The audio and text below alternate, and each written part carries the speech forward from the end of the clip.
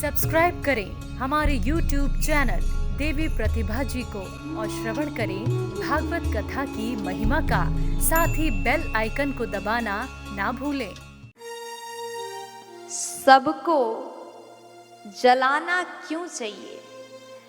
आप देखते होंगे कि हमारे हिंदू धर्म में जब व्यक्ति का मृत्यु हो जाता है तो उस सबको, उस लाश को शुद्ध पवित्र अग्नि में जलाया जाता है। जबकि हिंदू लोग, हम सनातनी लोग मृत शरीर को अग्नि से जलाते हैं। यही हिंदू ये कार्य कर रहे हैं और मुस्लिम धर्म के लोग जब उनके संबंधी का मृत्यु हो जाता है तो उस लाश को जलाते नहीं हैं।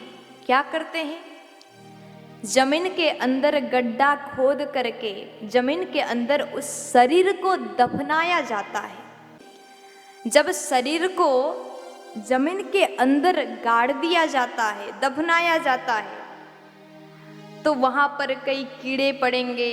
कीड़े उस शरीर को नोचेंगे, काटेंगे और वो सड़ता ही जाएगा, रोज सड़ जाएगा और वहां से दुर्गंध आने लगेगा।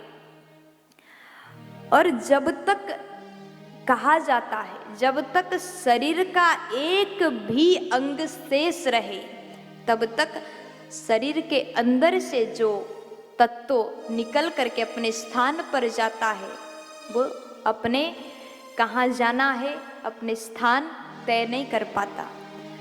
और अपने शरीर को उस प्रकार कीड़े से काटते हुए, गलते हुए, सड़ते हुए देख करके असह्य पीड़ा उस जीवात्मा को होता है। हम हिंदू लोग, हम सनातनी अपने कितने भी प्रिय संबंधी हो, एक बार पवित्र अग्नि में जला करके भस्मसात करते हैं।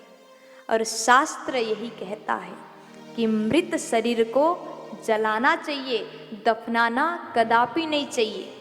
क्योंकि हम सनातनी शास्त्रोक्त बात को लेकर के चलते हैं और शास्त्र का अनुसरण करते हैं, और जो शास्त्र ने आदेश किया उसका पालन करते हैं। हम आग में जला करके जो मृत शरीर से जीवात्मा तत्व निकल करके अपने स्थान पर आगे कहाँ जाना है, वो एक साथ में आगे के मार्ग तय कर पाता है। और ऐसे स्थिति में उस जीवात्मा को बिल्कुल भी कष्ट नहीं होता। और वहीं दूसरी ओर मुस्लिम धर्म के लोग जो शरीर को दफनाते हैं, वहाँ से उस असह्य पीड़ा को देख करके वो जीवात्मा भटकता ही रहेगा अपने स्थान पर, अपने जहाँ जाना है उस मार्ग पर वो कभी जा नहीं सकता। इसलिए हम सनातनी, हम हिंदू शास्त्रोक्त बात को ध्यान रखते हुए ये कार्य कर रहे हैं।